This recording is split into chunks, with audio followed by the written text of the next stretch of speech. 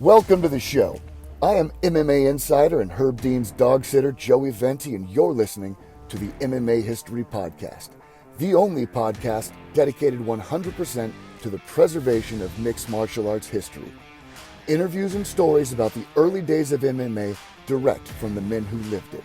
Hundreds of interviews, thousands of hours of research, all conducted by the most obsessed mind in the business, the MMA detective Mike Davis. Join us as we document the history of the sport we all love. Fellow historians, welcome back to the MMA History Podcast. I am Joey Venti. I'm here with the MMA detective Mike Davis.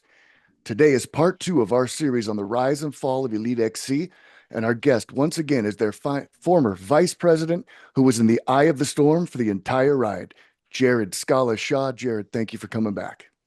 Absolutely. Good to be back. Yeah, Jared, you had a lot of positive responses in regards to the interview. It was nice. It was nice. Good to hear. It's a nice shame. You know, the thing is, it's like, it's 2-year run that you guys had. That, like, we did a 25 year review. A large chunk of it is me, a guy that referees all the PFLs and the UFC, you know, and Kevin McDonald and a few other people, and all of us were like, they had it. They had it. Like, it was the strongest run at the UFC, and you're not going to tell me they weren't losing sleep. Yeah, no, for sure. They now no longer will ever lose sleep. No. So, the moment that anyone was going to catch them was going to be us. Yeah, at that moment, at that time. And it was in that moment. It was only a moment in time that it could happen, and it only was going to happen if the right fundamentals were there, but the right outfit was there. Just the right fundamentals weren't, unfortunately, in the overall scope of the whole company. As far as, like we always say, the fight promotion, yes, EliteXC was a formidable competitor, and it would have brought out the best in both. And honestly, I'm a firm believer that had we been able to stay around, it would have only involved a capsizing of a merger, or I agree with that. Or it would have been a co-promotion. So if UFC wouldn't have backed down to, like, we don't work with anybody, they would have realized they're going to have to overpay and buy the entire company. And that's where it would have headed. Or they would have said, no problem. You got our fighters, we got ours. Sometimes we fight, sometimes we don't. And it doesn't look like they were ever willing to do that, because to this day, they're not willing to let the fighters be the star of the show. You know, nothing's bigger than the brand. That's the WWE model. And, you know, another boxing guy, you know, was it Bellator, came in. Bjorn Rebney. Yeah, Bjorn Rebney, who he was Sugar Ray Leonard prior. But like, he's a local Chicago guy that he showed up to one of my regional events that I promote here in the Chicagoland area before Bellator even existed.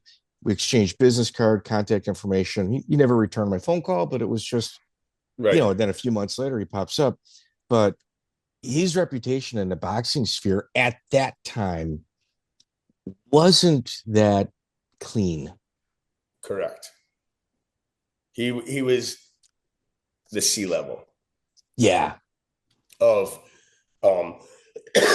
promoters, operators, but really he was the operator on behalf of SR Sugar Ray's company, SRL. And he wasn't that clean. And obviously bad reputation. It's just interesting how his MMA kind of career went, because he looked like he got in at the last seat in the house. And really, he was still like an ugly stepchild. He wasn't really even in the conversations of what was going on. But as we just faltered and fell apart, and Strikeforce did their thing and sold out, it left him in a position to actually be a player. Yeah. It's something where it was just like, what are you even trying to get in this window now? Like, yeah. And Jared, here, we're going to do a tournament format where the winners got to sit a year before they fight again. I mean, come on, man. Ridiculous. Yeah.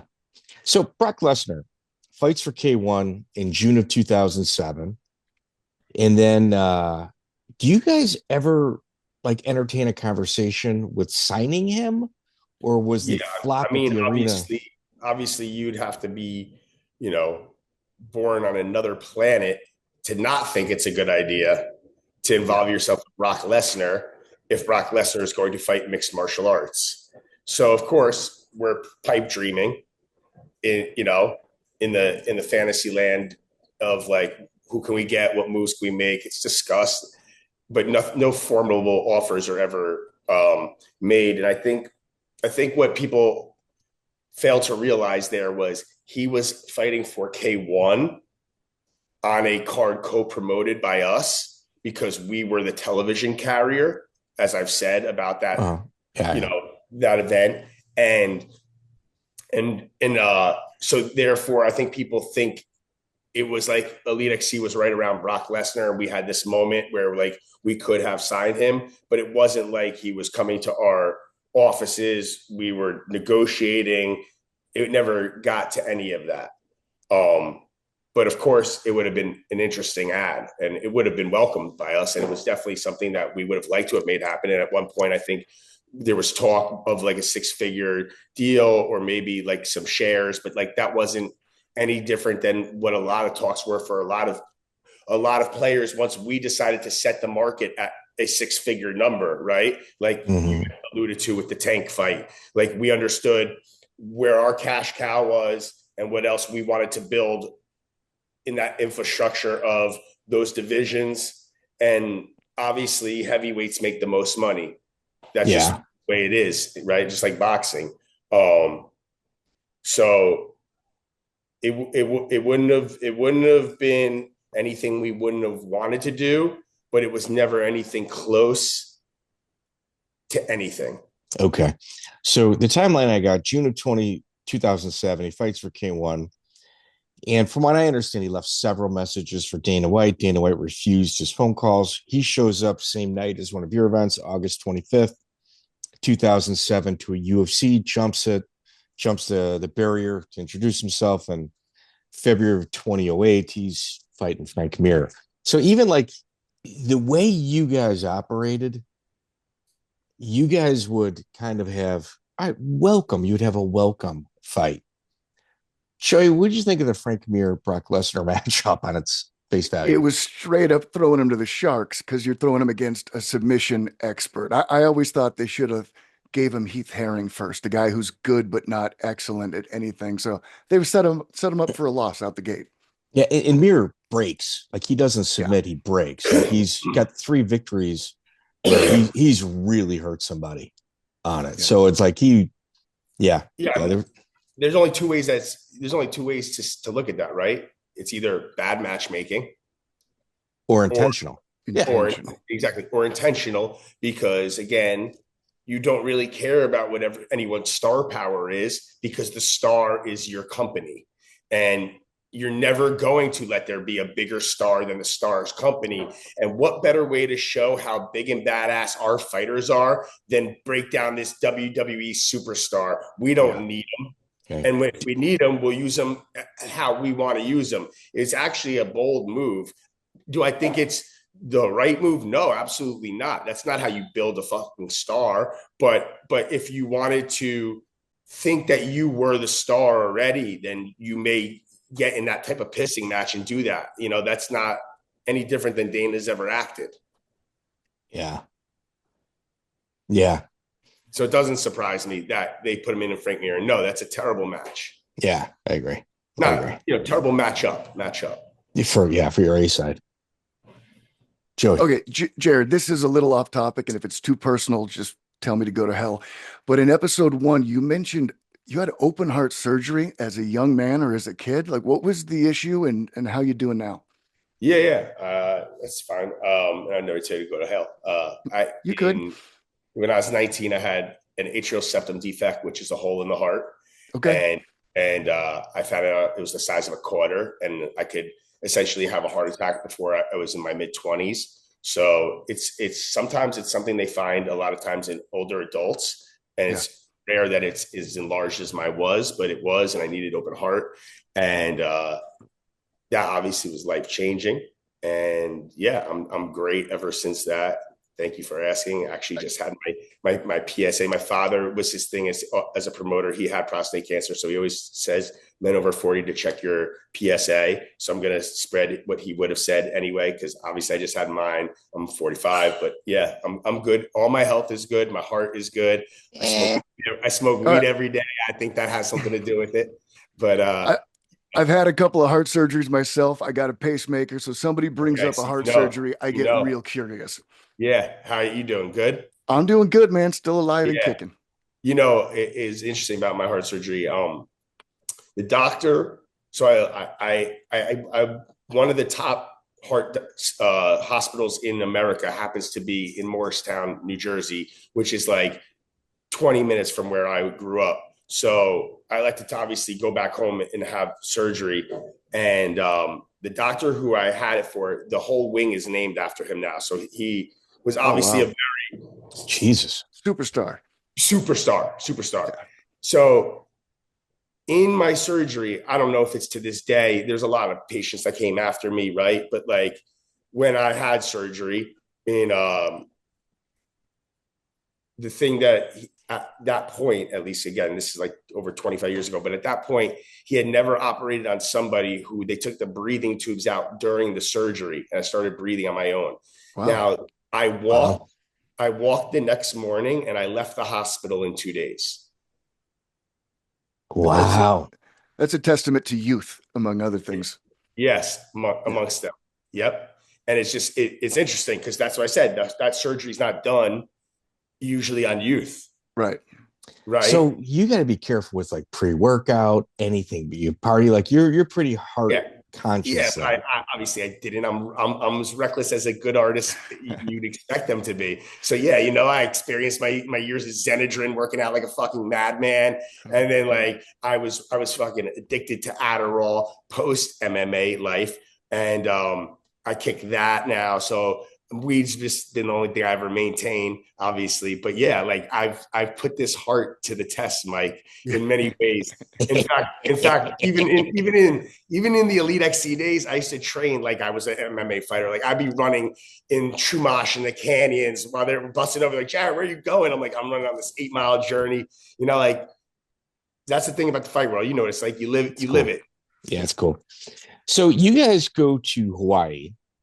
September 15th, 2007, EliteXC Uprising at the Blaisdell Arena in Honolulu.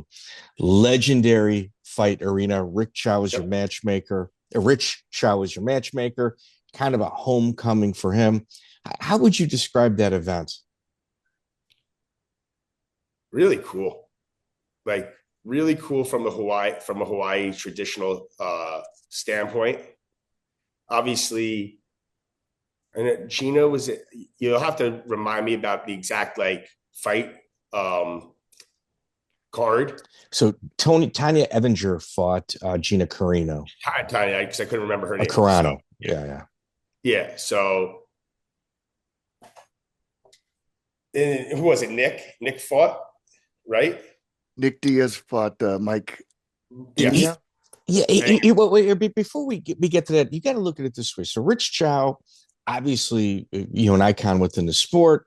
He's, tied in with JD Penn and their family, but he brings in Icon and Rumble on the Rock to you guys and just unites the island. Yes. So why don't we talk He's the ultimate about that idea? Peacemaker. Rich is the ultimate peacemaker. Was there bad blood between those two organizations? Because I'm going to be honest with you. I mean, I don't know much about Hawaii.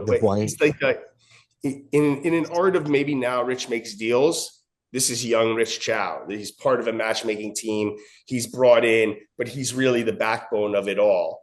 And he's even really a deal maker because he's still making a lot of the deals for the contract or bringing the Icon guys in. Nah, he's not doing the deal. He's out of all that. You see what I'm saying? But like, that's why I say peacemaker, because the guy who gets everybody to sit there and smoke the peace pipe together is functionally the most important guy, as important as the guy who signs the contract. And so that's what Rich was able to do, and always try to help find the solution. And honestly, he was a great matchmaker. I've said, and that card, that's why I was asking that. I thought it was the Nick card, and we had spoke about it last time. That fight Nick was in, even though he had staph infection, that was a tough fight. Mike Aina put on a hell of a fight. So he also showed his mettle right there as the matchmaker and able to to provide us what we wanted, which was television friendly fighting. With a relative unknown that was strategically match made to either get the upset or put on just one hell of a performance. And based on just all of the moving parts, dude, that Mike Aina fight. And Hawaiian. And local. Which is the most important part of that whole recipe right there. And then you could have Gina fight whoever. That's why I didn't even remember. Sorry, Tonya. I didn't remember Tonya's name, because that next fight isn't, let's put Gina in tough again and test her and see how, what she is or isn't. Let's set her up to showcase her for everything she is and she's going to be. And we're going to test her the proper way. And this is what you're going to about Frank and Lesnar, right? There's an art to matchmaking and promoting, and there's a real continuity that needs to occur if you're not both of those people at the same time.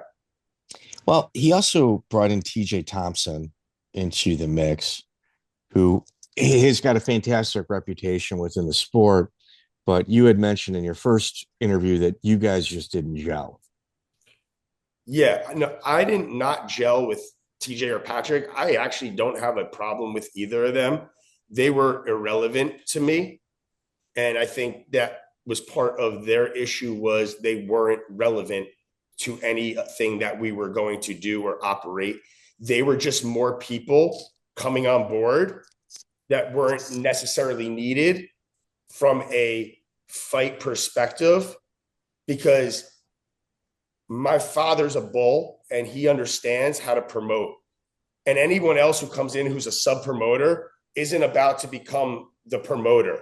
And now they don't know what to do with themselves, and they're trying to find their voice in there when they were just a promoter necessarily. And maybe TJay wasn't the fight guy that he thought he was, right? Or maybe they're upset that a guy like me could come in from boxing or relatively unknown areas and now be part of a matchmaking team, and they think that they know more. But that's just not the truth of the matter, because there's guys out there that are armchair quarterbacks that know more about football and about offensive line schemes than football players doing the offensive line schemes.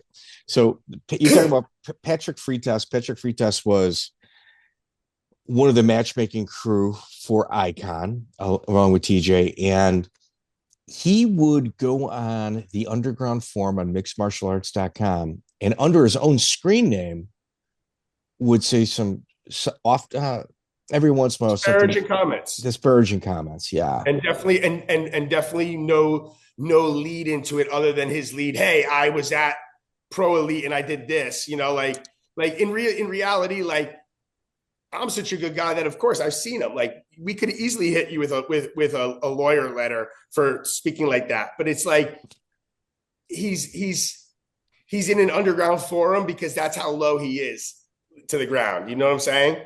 And that's where he's at.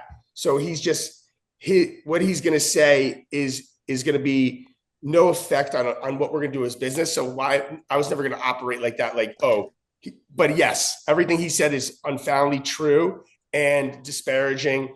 And it was from my perspective, looking at that and saying, why do you think he did that? I'd say because I think he felt forced out because he had no voice and he wasn't going to have a voice. And even though they got bought and they were merged in, there was no company to join that they were going to fully be having any say in matchmaking. Let me ask something. Isn't 3 matchmakers already a lot of matchmakers to matchmake a fight? Well, I think I don't know if it's a lot, but I think it's sufficient, because when you're doing as many events as you are, you need more than one. One is not enough. Correct. Two, you're running the engine on red, and 3, you've got a nice system. And you 3, you have a nice democracy, right? That's it. You've got because the person. That's the thing. At the end of the day, we're matchmakers. We're fantasy matching, and it's a great job. But the reality is, it's like everybody's got a different vision because, number one, everyone's got a different evaluation of talent in themselves. So they're looking at them, and maybe I think the guy's an 8, and maybe Rich thinks the guy's a 7 in grappling. Like, you don't know how the other guy is looking at a guy, right? Objectively. We're there to give objective reasoning and come up with the best possible scenarios for television, what we're trying to do and appeal to fans and fighting, right? To be how we're building the fighter, and are we protecting a fighter? Are we throwing them to the wolves? Like, you have to understand there's a promotion angle to it all too, to where you're trying to carry your breadwinners to the next level with letting them do it in the cage themselves, obviously. Okay, so your matchmaking process, was there only 3 people allowed in the room? Because sometimes they'll allow a few other people into the room, but it's just more to volley ideas while the 3 actually do the positioning. Yeah, so the room was JD, Rich, and I.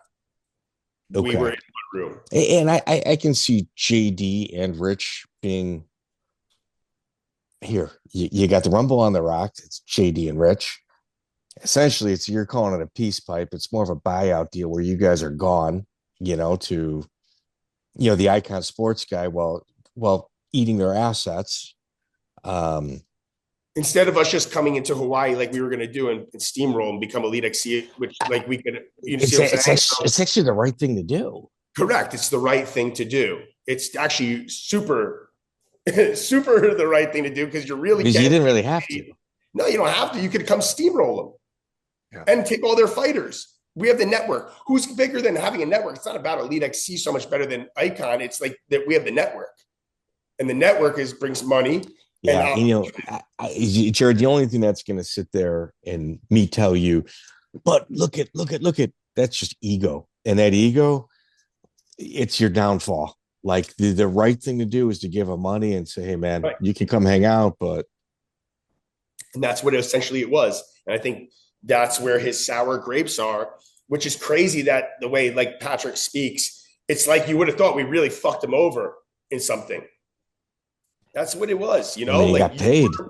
You got paid, and then you weren't really relative to us needing you. Like, it is what it is. And you just try to find another spot. Really, all you got to do is for sure. I wasn't the one who did it, or nor was my father necessarily. Maybe my father is the guy who we chose. Like, we don't need guys, right? But it wasn't us telling a guy you're out. Like, I think it's just when you are the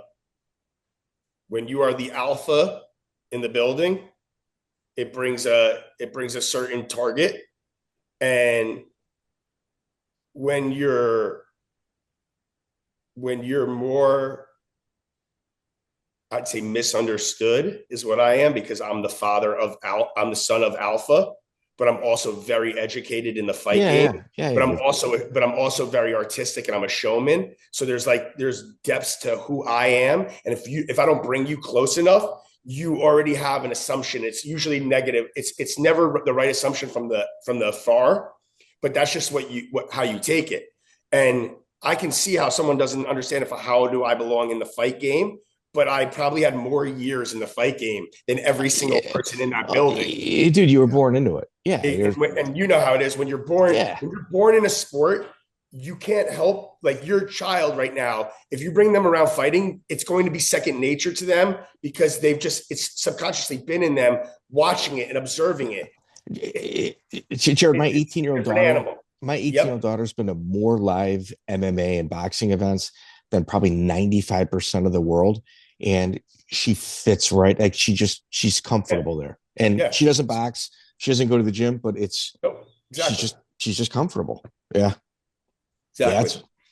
So, Joey, one of the things that they did at this event was, you guys didn't adhere to industry standard. You came up with your own weight classes. Correct.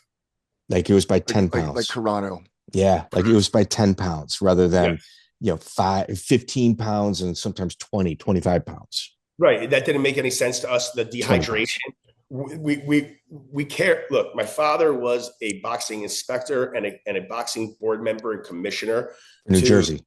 Yeah, we are different than what the fight game looks like. We are truly honorable family people who made it the business in combat sports, and our moral values never were corrupted or changed. And that included what my father did as a regulator. And being a regulator, I think, gives you a real fucking perspective of what fighters are going through in their lives and how and expectations. And just like how hard they're grinding for the littlest things in the world. And you know what you want to protect is their safety. Their safety is the number one thing you actually want to protect. I'll actually never forget this. I don't know how old I was. Let's say I was 6 or 7 years old. I'm in Atlantic City. My father's an inspector, and I'm in the back with him. You know, he's doing the licensing, and I meet a guy, a fighter, and this guy, I love him. You know, like I'm hanging with him the whole time, and I'm gonna root for him. Now, little do I know, he's the B side of like one of the opening fights, right? So he gets in the ring. I'm so excited, and this guy just doesn't throw a punch. He keeps getting punched, but he just doesn't throw a punch. So eventually they call the fight off, and my dad gets up to wave it off as the inspector. And I didn't talk to my dad for the rest of the night because I thought my dad cost my fighter the fight. Good. You know? Good. That's how you're supposed to be. Yeah. So, but the point is, it's because my father the fighter's not protecting himself. They're going to stop the fight, right? We come from a regulator background. The weight classes are 15, 25. It's ridiculous. The dehydrations, the weight loss on the same day. It's crazy. Yeah. 70 to 85, 85 to 205. It's ridiculous. Every 10 made a lot more sense and built better divisional basis for us to work off of. Yeah, they're just not paying attention to the rules. They're just going, yeah, we don't care what's there. You know, we don't care. And I get it. You know, it actually opens you up to some of like the best of, let's just take a little best of everything. We're at a buffet. Let's just take what's good from, you know, this plate, the other plate. So Gina Carano, Tonya Evinger, Gina struggled to make weight and almost passed out at weigh-ins. Gina at this point was obviously on her way to being a star. Did you guys know that right away? Yes. And then you guys,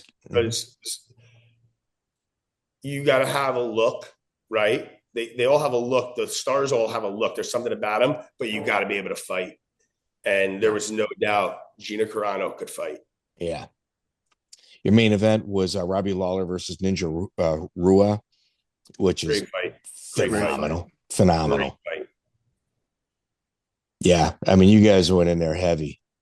And I mean, we also revitalize people. That name, Robbie Lawler. Yeah. That was downtrodden at that moment.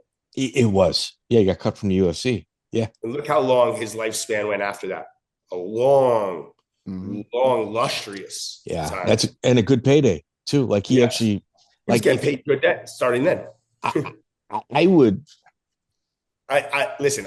I like Robbie Lawler. I like guys like Robbie Lawler. There's something about them that you're not comfortable around them. Like you almost think they're judging you, but they're really just different minded. And when they fight, it all makes sense. Yeah. You know what I'm saying? Good description. It all makes sense to why they're just a different animal. They're like linebackers who turn the light switch on when the NFL game starts, and they just bring hell.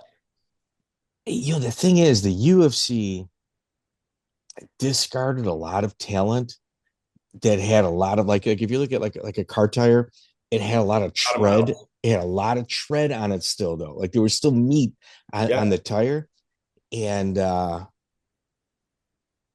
I said, you guys came in at the right time. At the same exact time, you guys are communicating with Kimbo and Icey Mike. I should say Icey Mike is lead. How does that conversation start?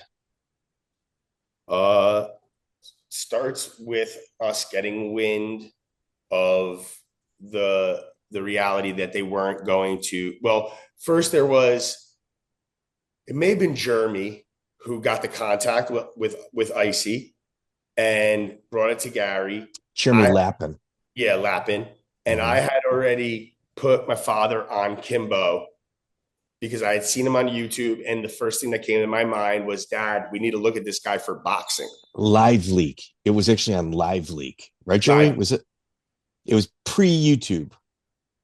Or the very beginning of YouTube, yeah. Yeah, it may have been the very beginning. Yeah. And I just saw, in that moment, I saw two things. I saw the coolest arcade character I've ever seen. Yeah. And I saw the most realist version of Bob and Weave since Mike Tyson that I've been lacking with ferocity that could be kind of like, it's what you look for, you know, like, yeah, age comes into play and all that. But like, when I'm looking at like a skill fighter, when I'm looking at something like, when I'm even looking at a young fighter, there are certain things about them that I'll notice and that you can build on, right? You can bring the talent out.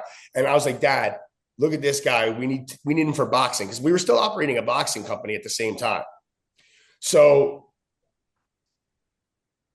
And he was viral. He's like what influencers are now. He was kind of our introduction to what an actual influencer was.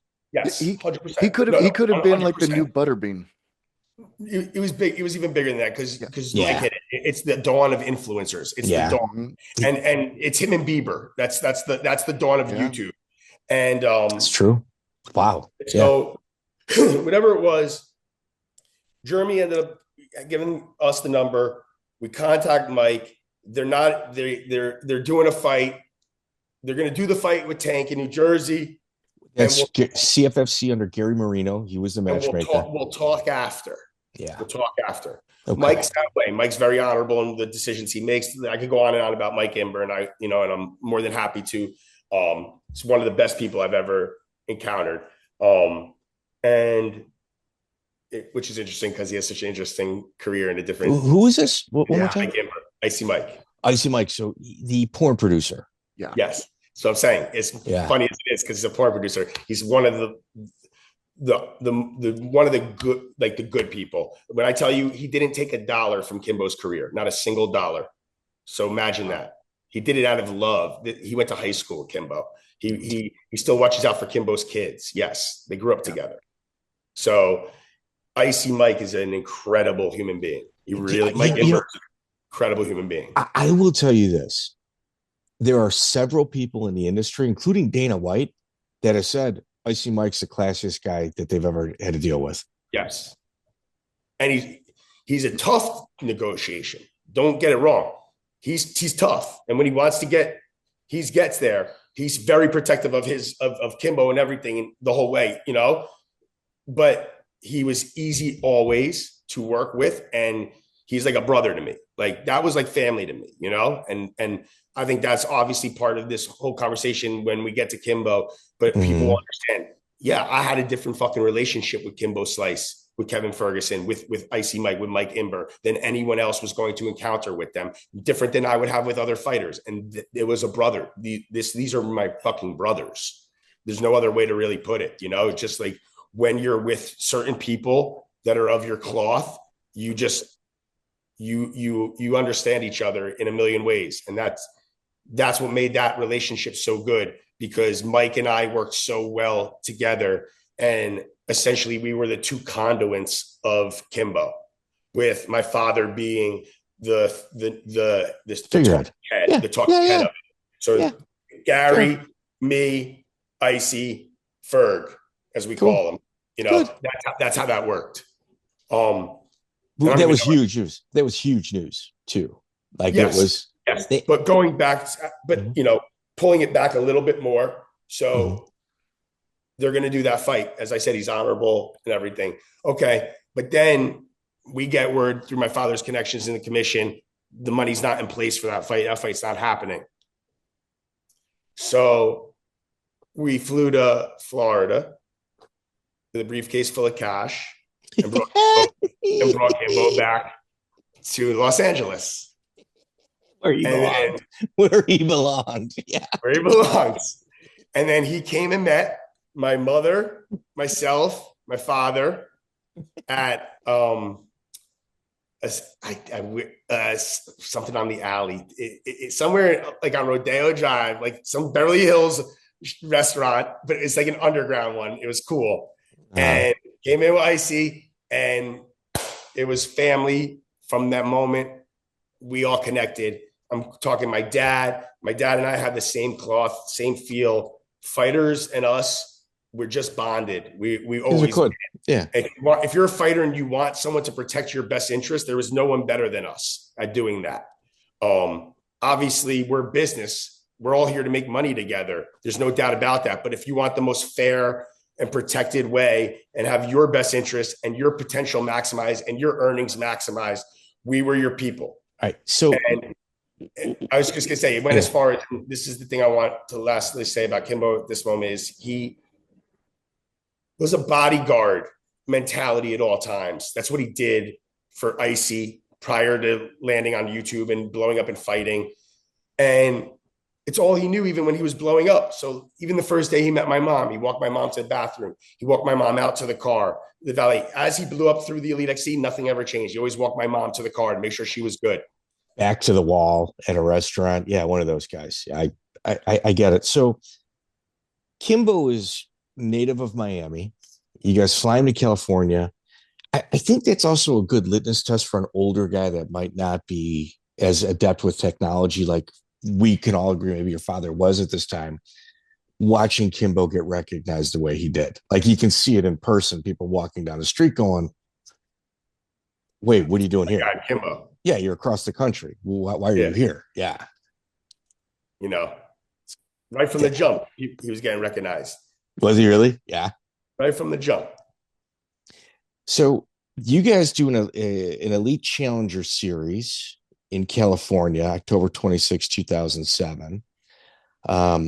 Armando Garcia was the California State Athletic Commissioner.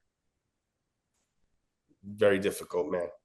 Okay, so I mean, later on, he goes and works for the Freitas as head of security for Station Casino. He has closed down more mixed martial arts promotions in the state of California that appear as competitors for the UFC. Yet you guys didn't mind basing yourself out of California. How do you guys work around this? I mean, he's gone. You're no longer promoting. Yeah, I know. I think that was a benefit of us being involved in boxing already. I guarantee it was. And the relationships that my father had were, there's a reason that we were able to look the part. And obviously, like I said, we turned green, but look the part to being that competition for EliteXC that you're alluding to, that maybe Dana was feeling. And the reason was because my father had done so many years in boxing, which not only builds you as a promoter and understanding that, but the relationships you need, that anybody that I'm talking to right now that's watching this, that's in the fight game, understands. It's not just, hey, my fighter's fighting and that's it. There's so much that goes into a fighter being able to get in the ring or cage and fight, including the medicals and getting the medicals passed and the commission. There's so many problematic situations that come up by people in political power positions for absolutely no effing reason, right? And you got to be able to navigate those too. And I think that's what a lot of that was. Yeah, maybe that's history. Where our life ended up, and it's obvious connection. And yeah, he made our life difficult. Nothing was ever really easy, right? Look at the K1 card. Look at the debacle. Look at how many problems there were. How many problems we had with Bigfoot Silva and all the, and all the hurdles to get him cleared when he was fighting. I just think some of it was less about, was he in the Freitas pocket, and more about maybe he was just swinging power dicks because certain security guards get batons and like to play police. Okay. Yeah, he at the end of the day, those positions are appointed political positions. Yeah. So make no mistake about it. My father was one. He was a board member. So I'm not saying it as a slight to anyone. I'm saying you'll do good or bad. That's your choice. But the reality that you deserve that position more than someone else, or that you're going to use that position in moral consciousness and correctly, there's no saying that. No. In fact, I don't care how you got your foot in the door. It's just how you open and close it. Yes. Correct. I mean, really? Yeah. I mean, who gives a shit? Just let's just be cool. Yeah. Let's like, are we going to go into Hawaii and just steamroll Icon, or are we going to give them a beautiful severance? I tell you, that is a righteous path. Yeah. November of 2007, Chuck Champion comes in order to help kind of stop the bleed of some of the money that's coming in. Did you guys put him in play, or was it somebody else? No, I think it was an entire conglomerate of that board, and that board were not the fight team. My father was part of the board, as was, guys like David Marshall and Kurt and the money guys. I think a lot of what that really was that Doug DeLuca was wearing two hats at the time. He was also the vice president at Jimmy Kimmel, and he wasn't giving up that job. And why should he? It's a great job, right? He's got a great career there. But I mean, you're the CEO of the company. And I think that maybe too many plates he's balancing. Maybe some wrong business decisions. I like Doug a lot, I don't want to throw him under any type of bus here, but I think that a change. You spread too thin. Change was needed. Yes, you stretched too thin, and he was going to go into a different position. And so Chuck came in. All right. Did you like Chuck at this time?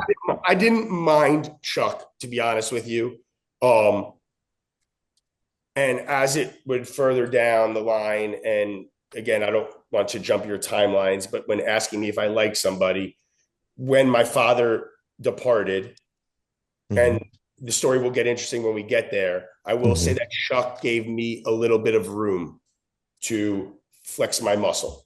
So, to say I don't like Chuck would be a disservice for somebody who's giving me opportunity to show my flex. I think that's very fair. Yeah. They say he gutted the organization, and maybe it was just trimming fat, but it was trying to hemorrhage money, because they were spending, like the drunk sailors, as I alluded to, that my father likes to call them, TVs in every room, just shit that would never be needed to operate. But the play that was pro elite was bleeding the money. All the money that they're putting into the social media thing, it was a waste. It wasn't making any money. It was spending shit tons of money, shit tons. So that's where it became the issue. And they didn't set out to build a fight promotion company that they were going to take public. They set out to build this whole infrastructure that had a fight promotion company, but we just were the stars. And it was just fucked. There was too many moving parts, man. Like exactly. It just needed to be a fight promotion company. Like I said, it needed to buy all those other companies for their libraries. It needed to start a media company inside with all those libraries. And that would have been a home run. November 10th, 2007, EliteXC Renegade. You got KJ Noons and Nick Diaz. Big upset. Yeah, big upset. But on the undercard, there's actually a really interesting thing that took place. Mike Pyle is fighting Jake Shields, and you guys offer him a title shot, of which he kind of comes back and says, absolutely not. He'll fight for you, just not for the title. Can you give us a little background on that? I'm trying to recall it. I can certainly. I'm not saying to be an asshole. Do you want me to be the asshole? Yes. Okay. Yes. He's managed by Jeremy Lappen. It's one of two things. Joey, you had talked about maybe he wanted a 3-round fight. Maybe instead of a 5-rounder. Instead of a 5-rounder. That's or is it the management? That's what I thought. No. Okay. if I got pushed further and you were gonna say, well, what do you like? Close your eyes, remember. I was going to remember it was something about stamina. That's what's going to be my answer. Something about stamina, which would mean he wanted a 3-round fight, not a 5-round fight. And we weren't going to be, and the title wasn't going to be able to be a 3-round title fight. Right. It wasn't going to, it was going to bring more mockery. Right. So yeah, you couldn't do that. No. That is how I recall it. Now, if you want to throw out another idea, I'm all for listening to that. Yeah. I mean, he's Extreme Cold Tour guy. He's managed by Jeremy Lappen, who, you had said you guys had locked horns a few times. The thing what you guys were doing, and Joey and I in our prep were talking, he doesn't want a title fight. He's really upset about, like, this is your announcers. He's really upset about how he's been promoted by the organization. Your commentary team is addressing this issue, which is something that would never happen in today's day and age. No. UFC would not give him that much leeway. There's no way. Joey, what do you think? What do you think about that when you and I were watching it? Yeah, it popped right out. I mean, the first thing I noticed is like UFC. Like Rogan's got a lot of power, but they would limit what they're happy with him saying. I thought it was cool. Yeah, it was cool.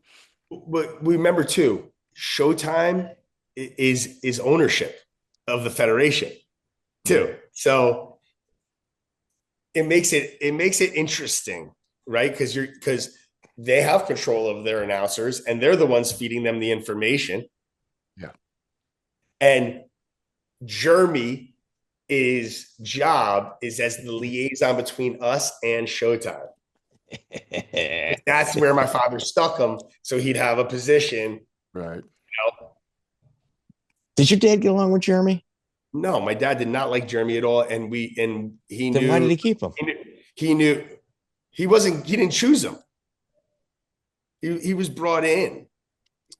Like I told you, like they were just signing people at the first, and then it's like, and then we made it work with everything we had. Everything was on the fucking fly. Everything. It's not our cup of tea. Jeremy would never be hired by us in a million years if it was off of an interview space, because if you slide in like a snake, then you're fucking, I already know what you are, because how the fuck did you walk into my office? Yeah, it's true. It's actually true. Yeah. Introduce yourself. Yeah, it's true. It's true. The co-main event was Kimbo versus Bo Cantrell. Mike Bork. Somebody, I think, Joey, you're friends with Mike. I know. So at that fight, got injured. Yeah. Bo Cantrell fight. Yeah. I knew we were going to have a future. I knew then we had Tyson completely on our hands, because what Mike did so well was he psyched everybody out before he fought. I mean, go back and forth, and like you just see God leave these guys' eyes before the fight. Like the fight's over, they're just wondering how hard they're about to get hit or how hard they want to be hit, right? I don't know how many hours we were before the fight, but Rich calls me. He's like, Jar, we got a problem. I'm like, what? He's like, it's Blue Cantrell, because I called him Blue Cantrell. That was like a singer, had some song. It's like, it's Blue Cantrell. I'm like, what's the problem? He's like, well, he may want more money, or he may just be scared shit because he said he's having stomach issues. So he fought that way. I said he kind of fought that way. Like he didn't want to be in there. Yeah. He didn't want to be in there. That's what I'm saying. Yeah. So we obviously gave him a little bit more money before the fight. Yeah. Dude, you know, man, and here, some people. We're just good people, and the show's got to go on. Well, the show's got to go on. But it wasn't. But you knew when you were giving him more money, you knew this wasn't. My point is, you knew right then. I know when a guy is holding me up for more fucking money, and this is some negotiation bullshit happening. Ken Shamrock, we'll talk about you fucking prick. We'll get it later. Yeah. You know what I'm saying, though? I know the difference. This is a guy who's scared shit about what's about to happen. Okay. So here. So holding up. All right, this is a stick up. That's one thing. His is all right. We all know what's going to happen here. Yeah. We all know what's going to happen guys, here. No, I'm going to go out there. Oh man, my stomach really hurts. Oh. Yeah. You're like, this isn't going to last long. This guy, and all you're hoping as a promoter is just please for when, please Get make that it, bell. like, Ring please that let bell. me flush. Ring Please. the bell. I know this guy is not going to be there for a while. He's not going to allow himself to be. Please just let this hit flush. That's what you're thinking as a promoter. Make it look real. Yeah, make it look real. Don't be Bruce Seldon versus Mike Tyson. Yeah. Get a good shot in. Yes, which is a perfect example. Like scared out of your mind, Bruce Seldon, Atlantic City Express. And by the way, Bo Cantrell's not a guy you got out of the stands. I mean, he was a legitimate journeyman. He beat some semi-tough guys. He was a 500 fighter. Perfect setup fight. Perfect.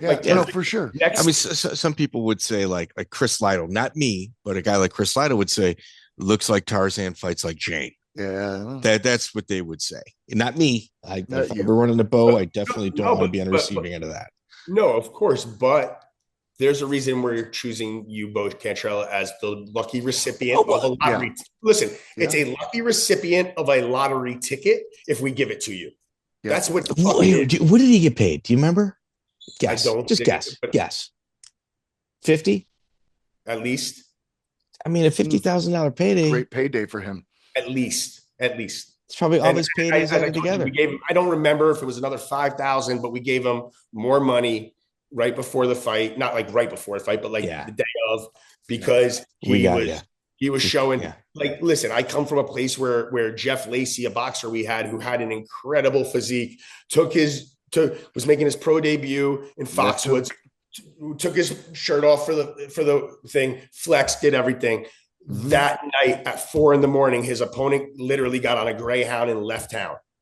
Oh, so, we come from a world where it's like, you can't let him fight. You can't let him get on that Greyhound. So anything to avoid that. Especially for the Kimbo shit, and stadium full of people here. We're going to keep them here. When you're dealing with your main event and co-main event status, those aren't things you could just easily reschedule and move around. Like, you need those fights to go off. Yeah, especially with an athletic commission that might not be so friendly at this point. Yeah. KJ Nunes, Nick Diaz, 160 pounds. That's the main event. Bo Cantrell and Kimbo are the co-main event. And this is before you guys had Kimbo in California with Bas Rutten. So this is pre him going back to Miami and training at the American Top Team.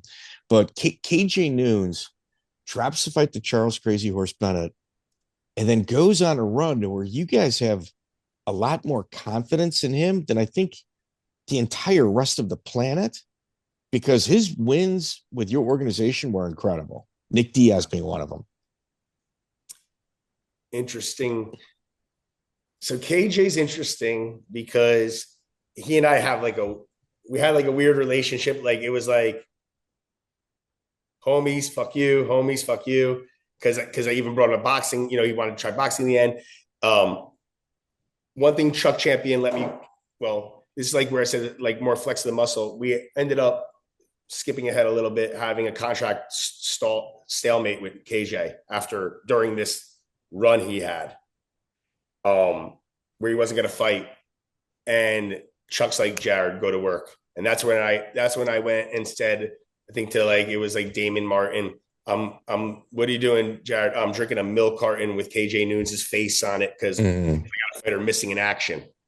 And that really fucking pissed him off because his manager, rest in peace, Mark Dion, who later in life lived in the same building as me and we made amends, during that time was a motherfucker.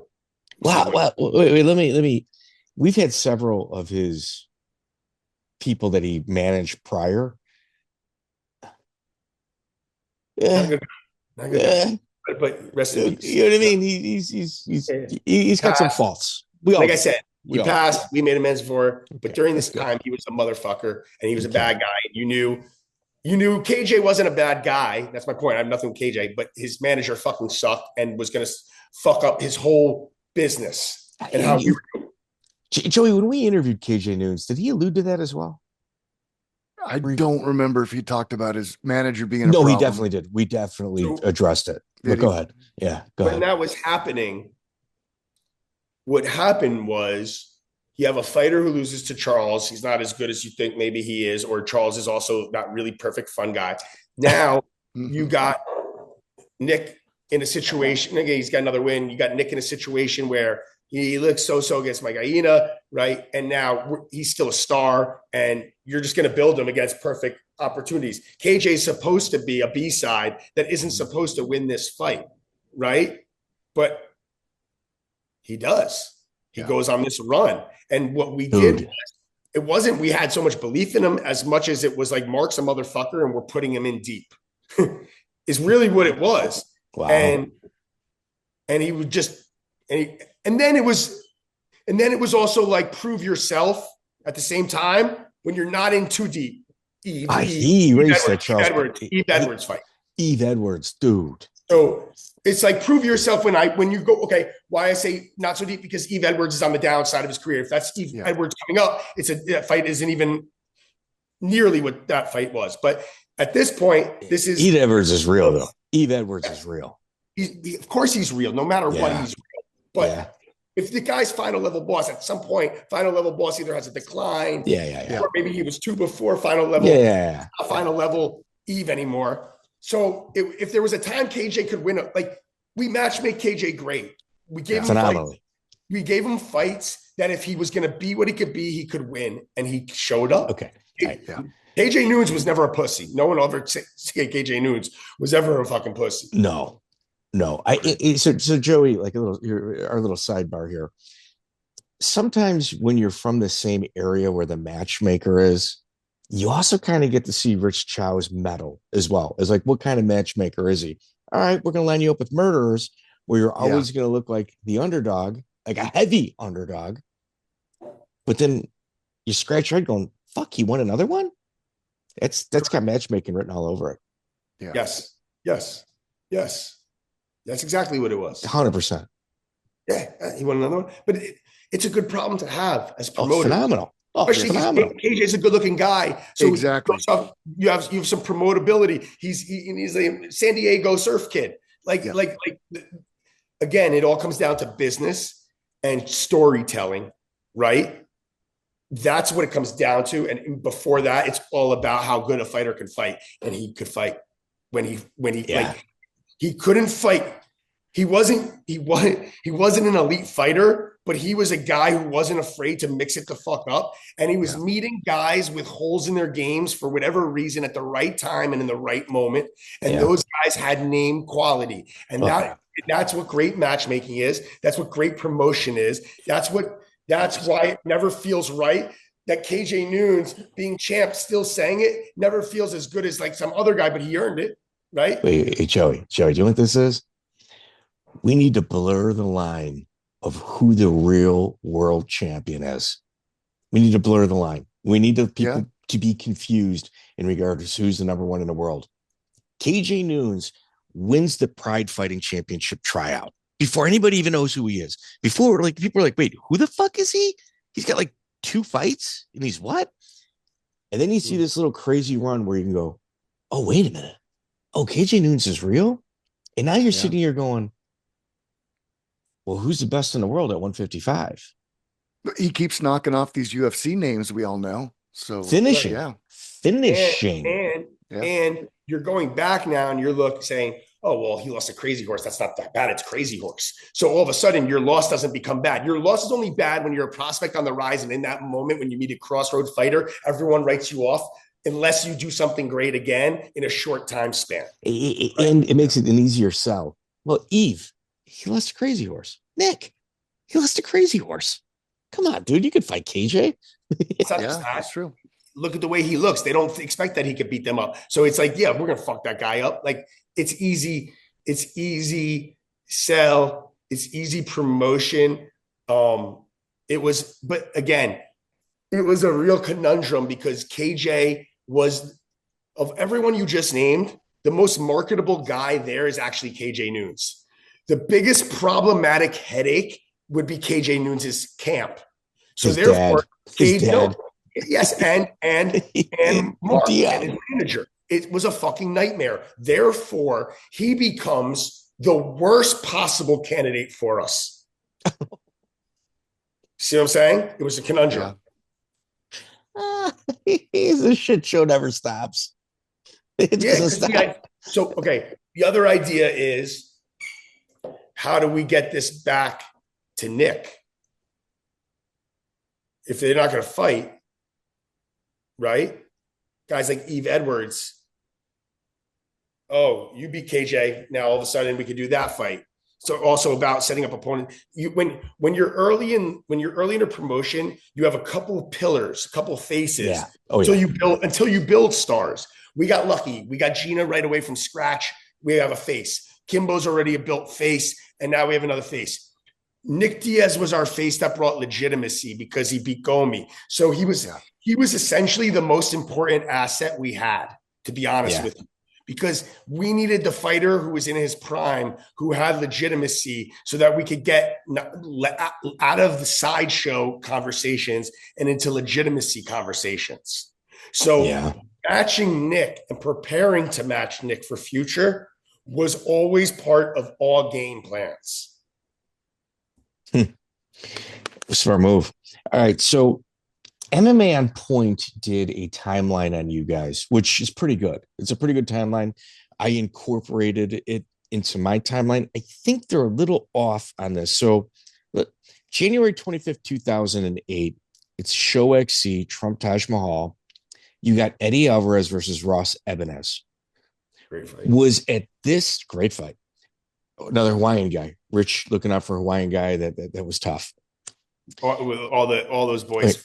Bring it. Yeah. Was this at the time that you and Dream started negotiating, and this was kind of their first offering of sharing talent with you guys? Or according to MMA on Point, it was further on down the line? Again, Dream conversations were not really happening with EliteXC. They were happening with Pro Elite. Right? Okay. Mm-hmm. So I can't give you the timeline on them other than it was always the thing that my dad and I would laugh about with each other every night is about what the fuck are they doing? What are they buying now? It was a joke to us because nothing that they brought value. Nothing. That's weird. You know what it was? It was at stock money.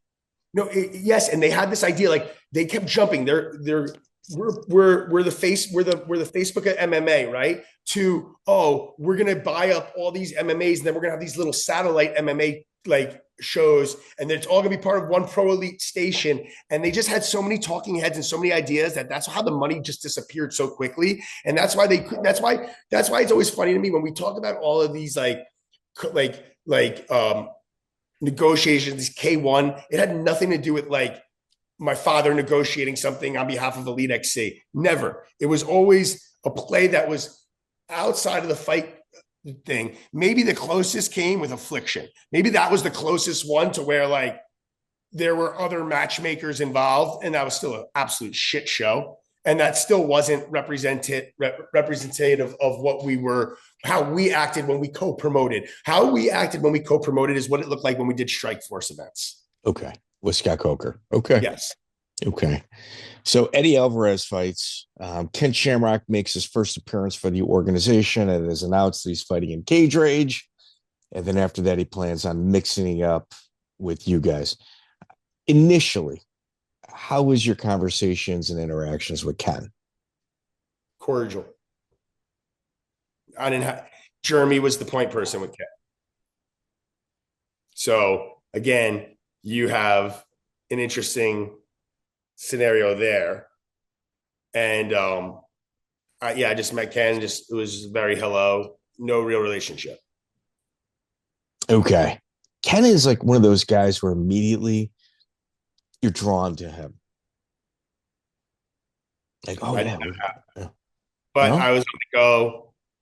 It's fight week. I'm around fighters all the time. You know, they're not even. There's not even like, oh, you're a legend. To me, everybody's a fighter. Everyone's kind of the same. Yeah. And I didn't have long enough interactions with Ken at that point in time. Okay. Ken shows up at the event, kind of a big deal. Eddie Alvarez sells that place out. They're yelling his name. Eddie is a monster ticket seller. Eddie is, you just take the words out of my mouth. I don't know if I've ever seen a better ticket seller in my life in either sport than Eddie Alvarez. Yeah. So he was with us. I was with Bodog. So I got to see Eddie's I think 4th or 5th fight. And I got to understand exactly what Eddie was. Like, he was on our undercard or maybe 3 fights away from the main event. And when he left, like he had like a neon yellow or neon orange shirt that he sold to everybody. You saw how empty the place was because you could see his audience while he was in there. Yeah. Yeah. Eddie was selling drugs. Yeah. He was selling dope. Let me tell you something. He was punching with dope. he was knocking dudes out. Yeah. He was knocking people. Yeah. Yeah. February 16, 2008, Street Certified. You guys bring in Tank Abbott to fight Kimbo. Who else is in the conversation in regards to main event this event against Kimbo? I mean, Tank obviously got it, but there had to have been other people you guys were thinking about. Fight? Yeah. So the Tank fight was the one that we brought over from the CFFC, Gary Marino. That was always going to happen. Okay, so you guys didn't have like a pool of other people, and then you guys just that fight was always going to happen. Pools became after that fight. That's when names would start to get, that's when Ken's name would start to be conversed, 1 or 2 fights before he fights him. Joey, pull the card up. I got the card up. To go through some of these matchups on it. Okay, on the main card, we got, I think the opening of the main card is Brett Rogers versus James Thompson. I mean, that's going to be a banger no matter what. Dude, you're starting hot. Like that's, as a promoter, Jared, you know this. It sets the tone for the rest of the night. Big boys are coming to bang. You got to start hot. Yeah. Phenomenal fight. Go ahead. After that, Yves Edwards versus Edson Berto. That's okay. So Edson Berto, flying knee. Yeah. Legendary Berto family out of Florida. This is in Florida. They're Haitian. They're bringing their people. I mean, it's just we have an affinity for the Berto family. We were close to Andre. Who doesn't? We come from boxing, so who doesn't? The Berto family's legendary. As I told you, and I'm an honest, transparent person. You'll never fucking meet a promoter in there who tells you that they don't like anyone differently than they like other fighters. But the difference is, as long as you don't act on anything corrupt and you have moral values, there's nothing wrong with you liking one fighter more than another fighter in your promotion. So there were guys I wanted to see win for business perspectives. There were guys that I wanted to see win from personal perspectives. Edson Berto was a guy I always wanted to see win. Yeah. Yeah, his whole family, like you're talking like a multi-generational fight family. Yeah. But then I was going to say, but then you see how honest I am, but you're going to fight Yves Edwards. So it's not like, we want to see you win, but you're going to have a tough fight on your hands. Shit, he almost had it. Did almost have it. He almost had it. Very good that fight. Was a friggin' banger. And also, Joey, another thing that they did, they mic'd up the referees. Yeah. Just like they do in Japan. Phenomenal. Go ahead. Nice twist. Okay, next one is Scott Smith versus Kyle Noak. Come on, bro. Another knockout. Come on, bro. Go ahead. And then in the co-main event, you got Bigfoot Silva versus former UFC heavyweight champion Rico Rodriguez. Come on, bro. Right there. I think that this is your second fight with Bigfoot, right?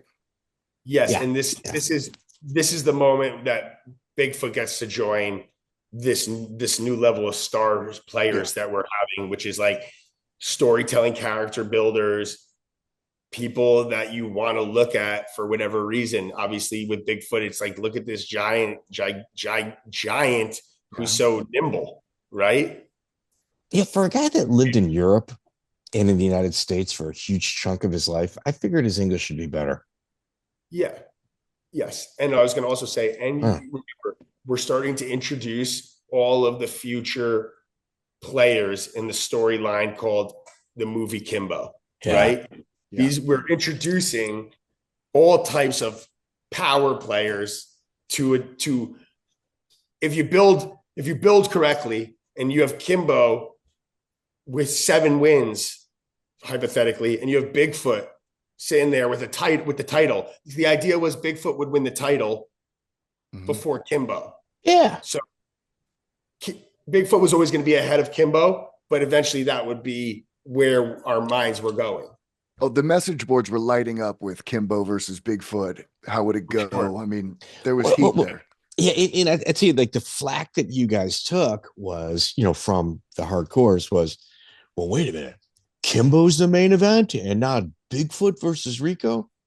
Dude, that's the fight game. Yeah. Well, you know what I would say? I To that mean, now? You know what I'd say to that now, Mike? Look how ahead of our time we really were. we're going through it.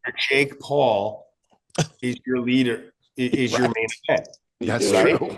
So in the end, you're right. we did it exactly right. In the dawn, we introduced this. The paying people are there to pay for someone. That's the main event. Yeah. Doesn't mean the most qualified fighter on the card isn't a main event. But you know what?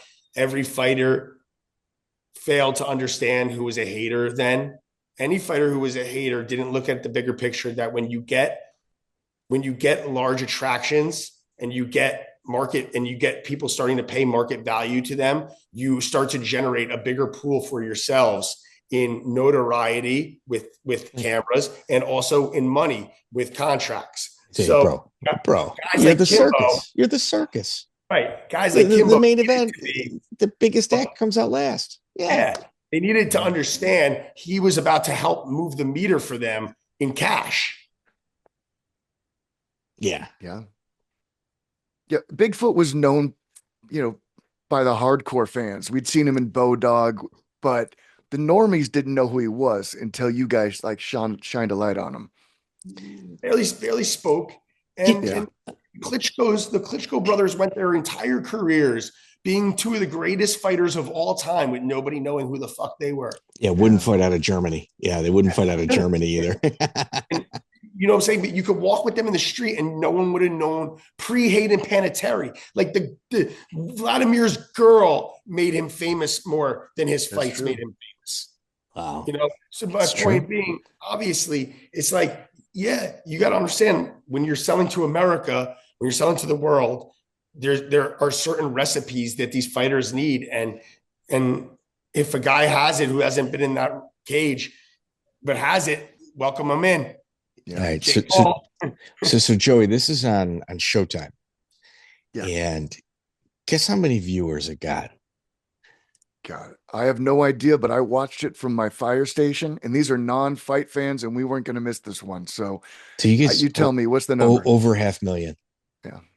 So think about this. HBO Boxing at this point was the king. This event right here outdrew some of their biggest cards. Wow. Yeah, Facts. So now Showtime is going, wait a minute. Wait, what? Yep. This is real.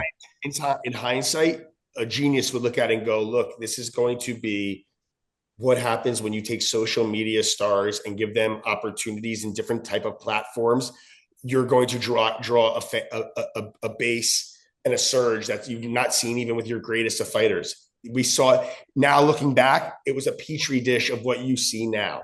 So that's what happened. It really is. No matter how many boxing fans there were in the world, it wasn't going to be bigger than what social media already had started to become. And here was their driving force proof. And here's the thing. We got the old school guy Tank from the early UFCs that all of the hardcores and, oh my God, I watch it for me. All those guys do. And now you got the social media influencer and Kimbo going, well, wait, what's happening here? So you had a clash of the audiences of two completely different age ranges where both wanted to see it just as much as the other. Yeah. Well, also because sometimes some people just have an it factor, and his look was just something you have never seen before. Dude, he wants to eat his bread. And I call that, what I call that? Age defying. It doesn't matter what fucking age you are, you want to see it. Yeah. Because it's just like my grandfather was like 80. He had a go Kimbo kick ass sign. Yeah. So Ken Pavia ran into the ring after the James Thompson Brent Rogers fight. How was he to deal with?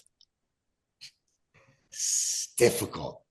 Is that my answer with a lot of guys? I like Ken. I liked him. And at the same time, he was a pain in the fucking ass. Like about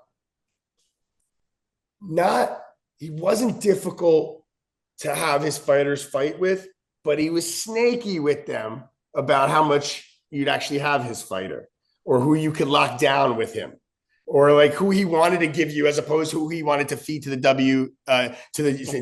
UFC back then. Right. Because back then he had some pipelines going in. The idea for me with all these managers was very simple. Cut the fucking pipeline so that it stops with whoever went out the door and whatever's coming down your future pipeline, guys like Greg Jackson, I want a shot at these guys. I want an opportunity to offer better contracts. We want to be in the game with you guys. It's interesting. And, you guys are on the precipice of signing your deal with CBS. How did that get out prior, or were you guys able to kind of keep that locked down? It got out. Jeremy Lappen.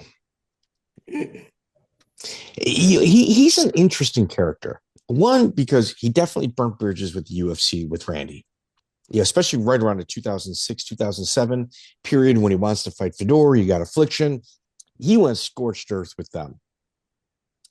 Then he goes with you guys, has friction with you guys, but he's kind of probably seen the writing on the wall with the hemorrhaging.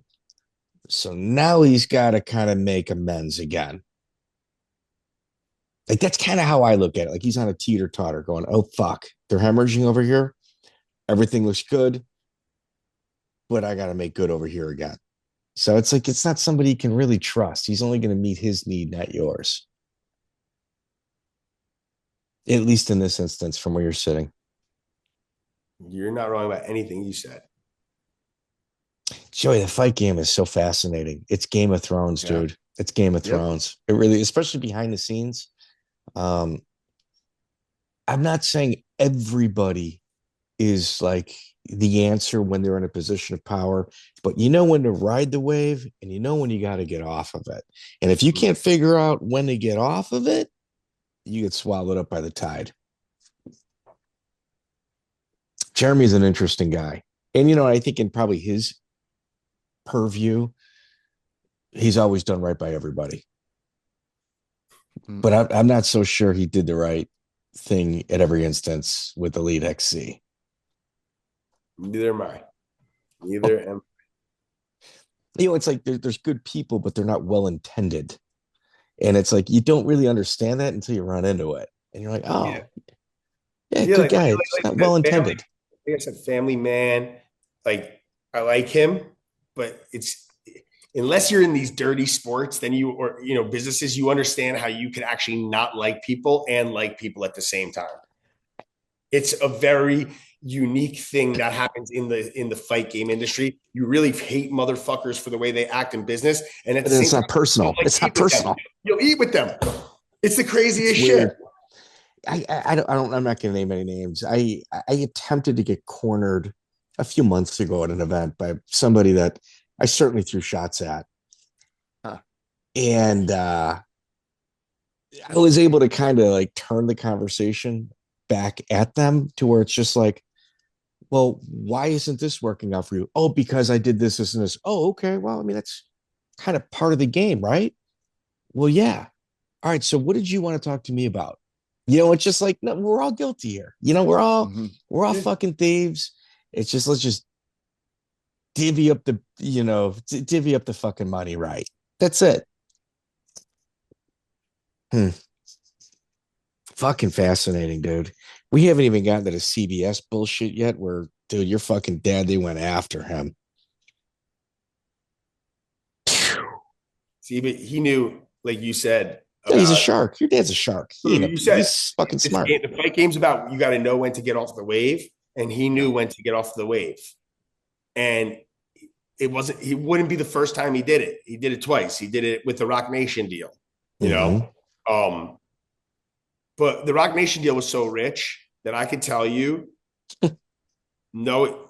that one made me fully understand my father that, like, first of all, he was never forced out of even EliteXC. These were places where he knew the writing was on the wall and he had more business to do with boxing. And then with the Rock Nation one, it proved he didn't care about the money. He cared about it being he has no control, and it's about to be a shit show again. And it reminded him of everything that was EliteXC, even though this wasn't something where the company would implode. This was something where not having control would just be like everything being a fucking shit show and a nightmare every day of his life, trying to hemorrhage relationships and get things done. And that's kind of where it was at with EliteXC, and the writing was on the wall to where it wasn't worth him losing. He still had a successful boxing business. That's what's crazy. The whole time this was going on, he has a really successful boxing business going on at the exact same time with fighters like Diego Corrales and Chad Dawson and Angulo. He had tons of fighters. Angulo. Mm-hmm. You know who found Angulo? Fuck, it's a bad motherfucker right there, boy. Right here. I found him. El Perro. So I'm spar once. So we got. So we're going to refer to this episode as the run, EliteXC, because this is a fantastic run, and just so people can kind of understand, like what you were saying, it was time to get out. Oftentimes, what you see is people leave, and then they come right back. It's just like, no.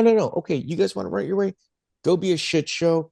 If you guys can salvage this, you're going to be knocking on my door to bring, to kind of bring me back in order to right side the ship again. So it's like a yo-yo. Sometimes it's up, sometimes it's down. I mean, it's not personal. No. You put your people in place. You got a good ear in what's happening over there, and put your ingredients in, and if you can help make the recipe better, great. Dude, can we record again next week? Yeah. This is fun, isn't it? Is this fun, dude? God. I think we got a good timeline too. I think we got a good timeline set down too. Yeah, that was good. And I try to remember all the fights, and that's why sometimes I gotta think, and then once the names come, I'm like, damn, yeah, I remember that fight. Like, I do remember one thing. We had really high hopes for Scott Smith.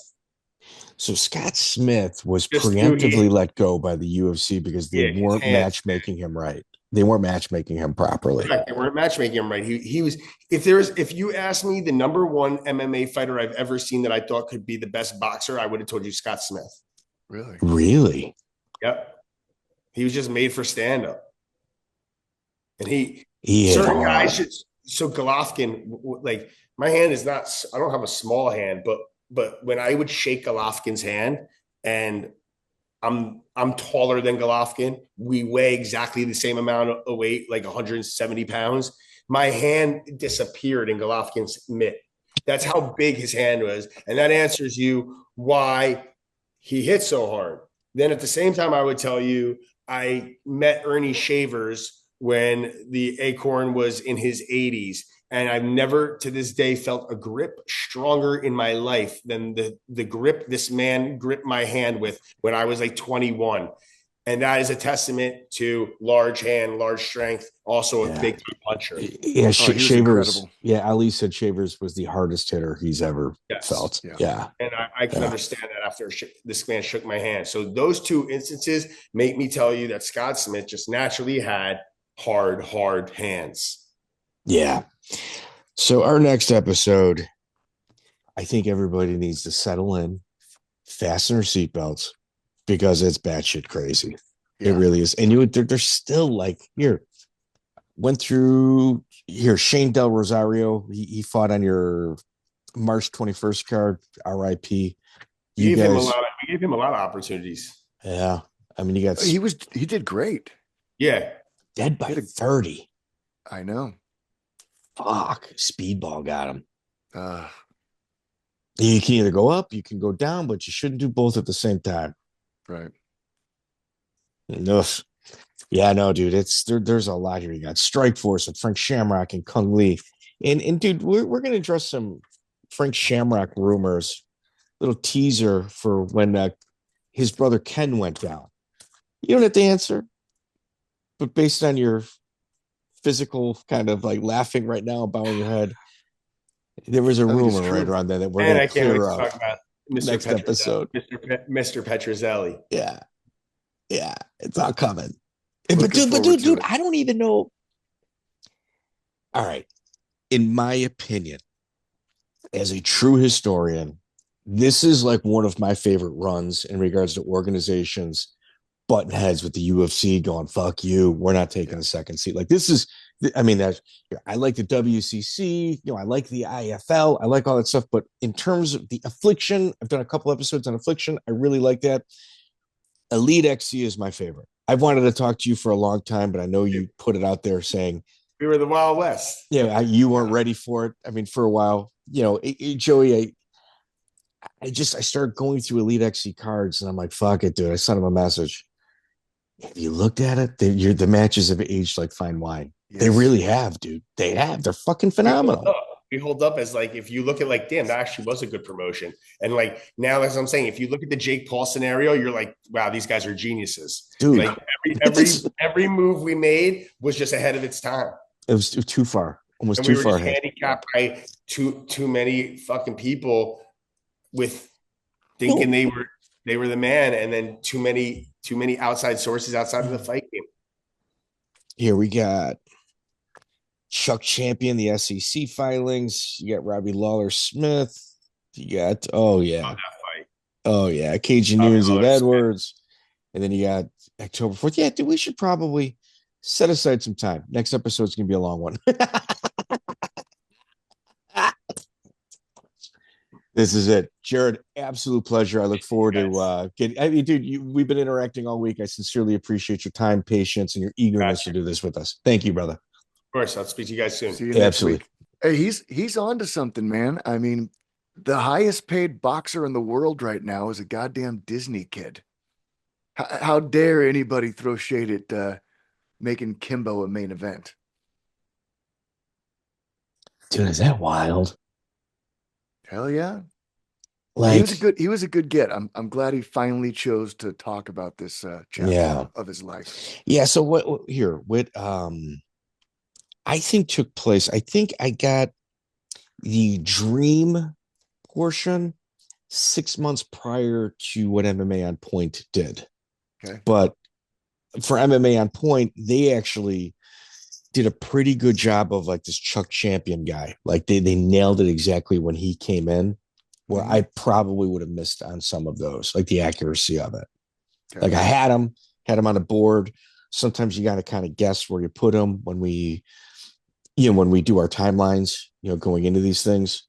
I haven't seen this one. Is it called The Rise and Fall of Elite? Yeah, EliteXC. Okay. Yeah, it's actually pretty good. It's pretty good. It's 30 minutes. Yeah. I think we're like 4 hours in, and we're probably we're at the halfway point. Yeah. We're just crossing the halfway point. I think this next episode is going to be,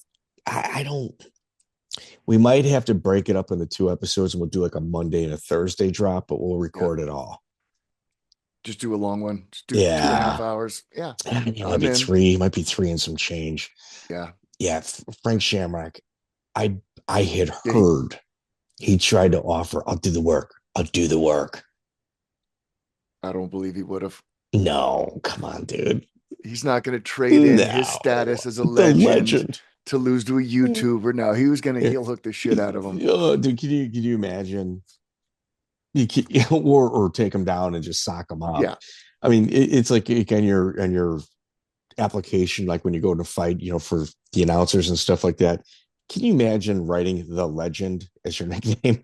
Yeah. I couldn't. Some people can. I couldn't. But no. I mean, obviously we respect Frank, but the rumor was that when Ken went down, and I wonder if Frank knew it was going to happen. I don't know, because the brothers were not close. They weren't, but I think with Ken being upset, we're going to get it. Okay, so what I was told was that the athletic commissioner, the agreement was Ken would make as much as Chemo. And then the athletic commissioners, when they were doing all of their like physical and kind of putting it for their application stuff, they put both of their contracts next to each other. Mm-hmm. And Ken grabbed the Kimbo contract and saw how much he was making. And it was like 2 or 3x of what Yeah. he was making. Like Ken was making like 50,000 or 60,000, and Kimbo was making like 150 or 160,000. Or there was a huge, vast amount. And Ken's word was, no, we make the same amount. Yeah. And I think that's when things went downhill. And if Frank is in the commentary booth, he's there for that meltdown. If you look at the weigh-in with Ken Shamrock and Kimbo, Ken usually is a pretty impressive looking guy.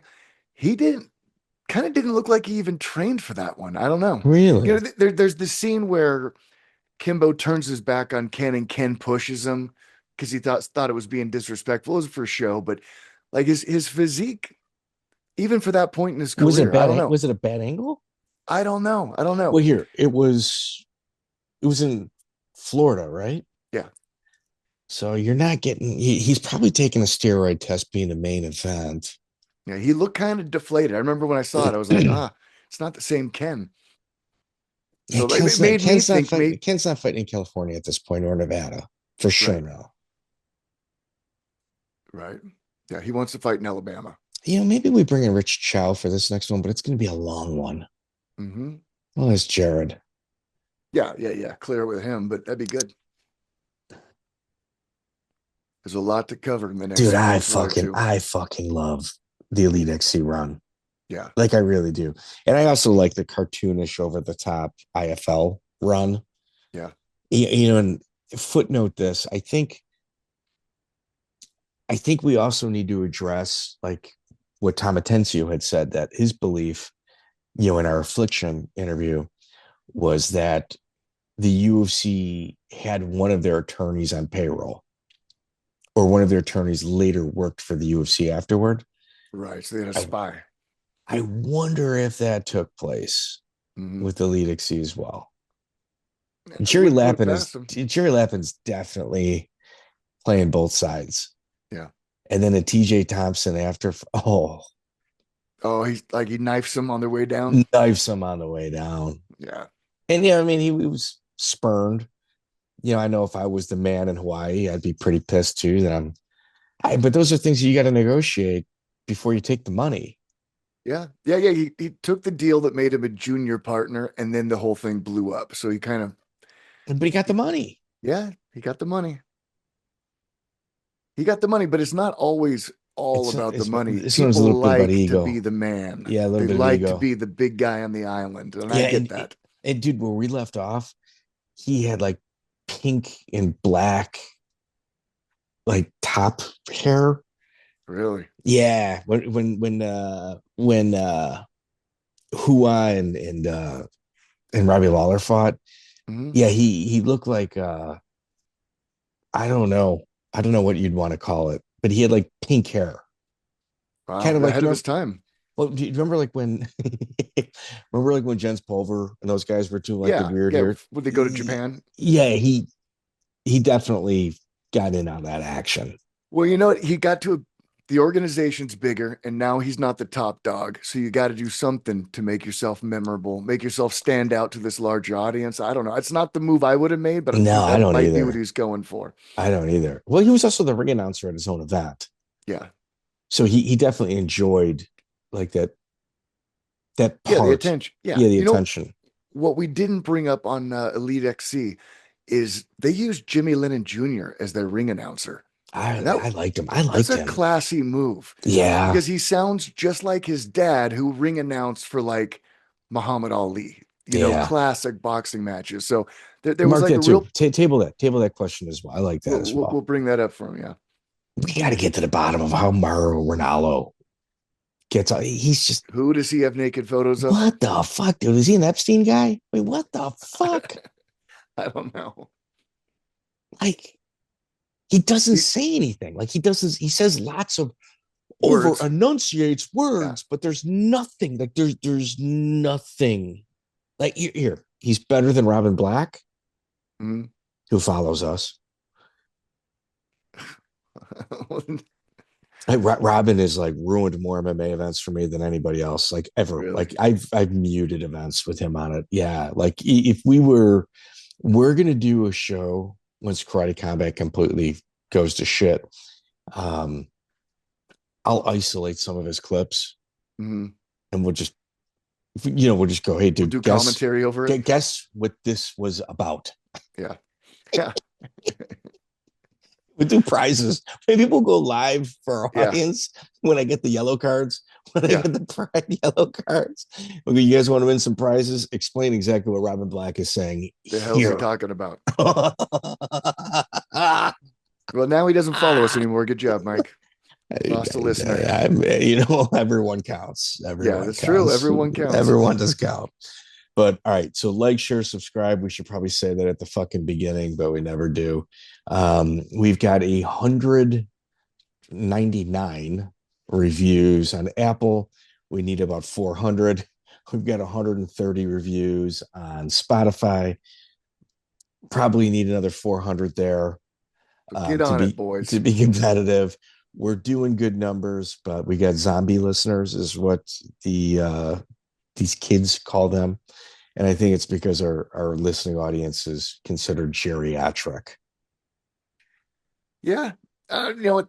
They're listening to it in the car, and you don't leave a lot of comments when you listen to something on your commute. I don't know.